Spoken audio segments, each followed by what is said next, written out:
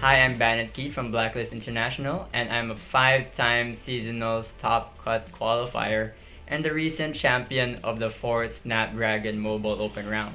I'm here to give you guys a quick breakdown of Aphelios Viktor, one of the decks I used to win that tournament.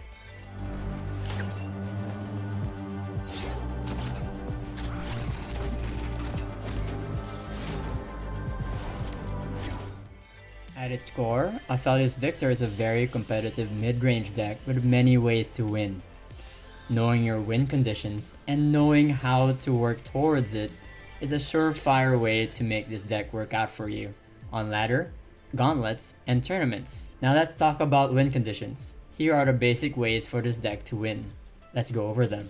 With the infinite created moon weapons of Aphelios, you can make your opponent's unit-based deck run out of units. Kill key followers with Calibrum, stun threats with Gravitum, and keep your health total high with Severum. It's not uncommon for your opponent to have a 2-card hand while your hand is full of cards to play. Decks that usually lose to this strategy are Demacia, Elusive, and Aggro decks.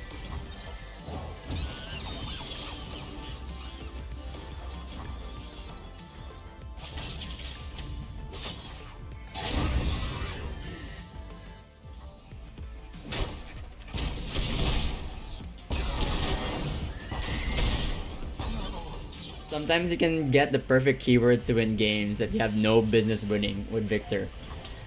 I've seen games when Viktor just rolls Elusive or Lifesteal versus aggro decks.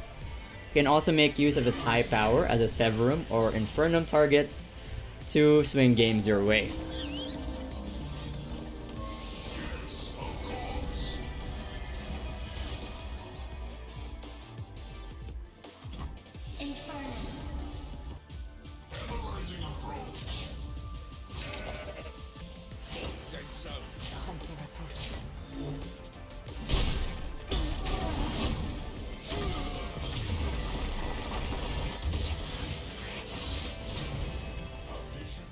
With the deck's cheap units and unit generating cards such as Poro Cannon, Flame Chompers, and Aphelios' Crescendum, you can finish off your opponents with a full board Winding Light to give your units +2/+1 and Overwhelm for the turn. Here's a tip: if you're preparing for a Winding Light turn, try not to trade down your units as much as you can.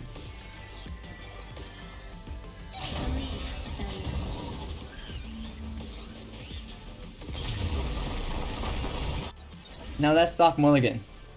The mulligan changes depending on what deck you play against, but generally I keep Aphelios and Lunari Duskbringer.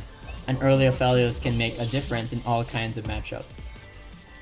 Against aggressive decks, I keep my early low-cost units that can trade effectively against my opponents.